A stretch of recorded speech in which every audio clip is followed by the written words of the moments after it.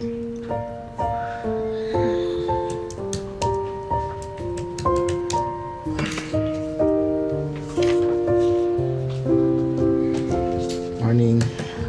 Aga.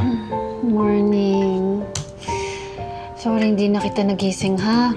Napaaga kasi yung deadline ko, eh. Okay lang. Breakfast ka na? Nauna na ako. Kumain ka na dun, ha? Meron dun bacon tsaka itlog. Okay.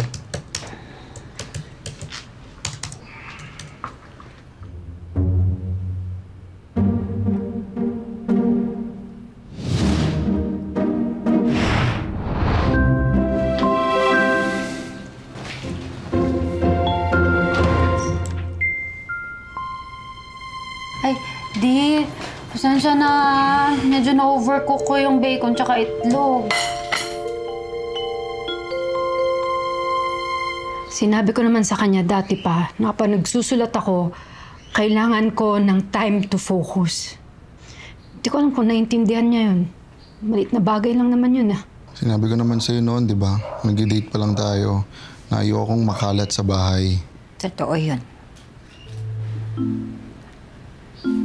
Tsaka isa pa. Mahirap bang isara yung ref? Ganyan talaga yan. Hindi mo talaga kami naiintindihan mga artist, no? Of course I do. Pero hindi ba pwede mag-adjust? Kahit konti? Tsaka isa pa.